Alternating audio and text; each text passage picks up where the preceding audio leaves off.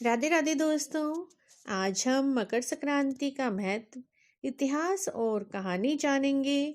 भारतवर्ष में प्रतिदिन कोई ना कोई त्योहार अवश्य मनाया जाता है। प्रत्येक त्योहार सिर्फ एक परंपरा ही नहीं है, उन्हें मनाए जाने का प्रामाणिक वैज्ञानिक कारण भी उपलब्ध है। प्रतिवर्ष 14 जनवरी को मकर संक्रांति का उत्सव मनाया जाता है। मकर संक्रांति विभिन्न राज्यों में अलग अलग नामों से अलग अलग तरीकों से मनाया जाता है, जिसमें खिचड़ी खाई जाती है और खिचड़ी को ही दान में दिया जाता है। इस दिन तिल दान करने का भी बहुत अधिक महत्व बताया गया है।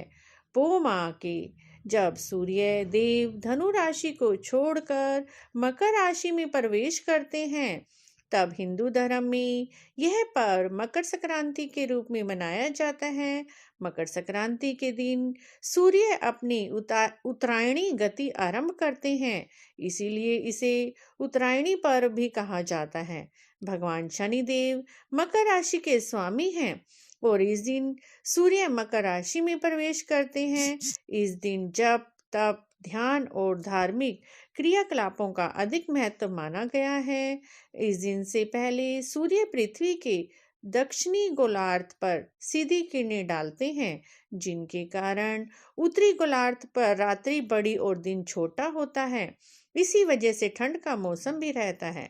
इसी दिन से सूर्य भगवान पृथ्वी के उत्तरी गोलार्ध की ओर बढ़ना शुरू कर देते हैं, जिसके कारण मौसम में परिवर्तन हो जाता है। यह समय कृषकों की फसल के लिए भी फायदेमंद होता है। तो आइए जानते हैं मकर संक्रांति की पौराणिक 3 कथाएं। पहली कथा के अनुसार इस दिन भगवान सूर्यदेव अपने पुत्र शनिदेव जी से मिलने के लिए स्वयं उनके घर गए थे, क्योंकि शनिदेव जी मकर राशि के देवता हैं। इसी कारण इन्हें मकर संक्रांति के रूप में मनाया जाता है।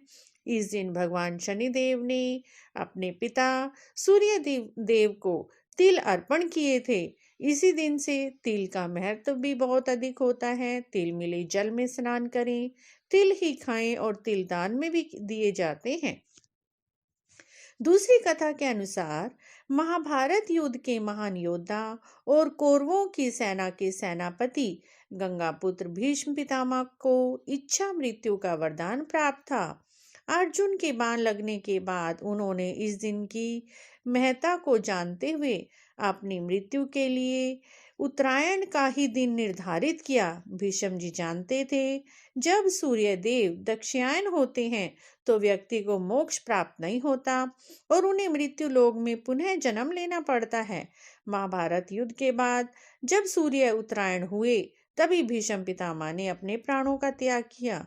भीष्म के निवारक दिवस को भीष्माष्टमी भी कहा जाता है।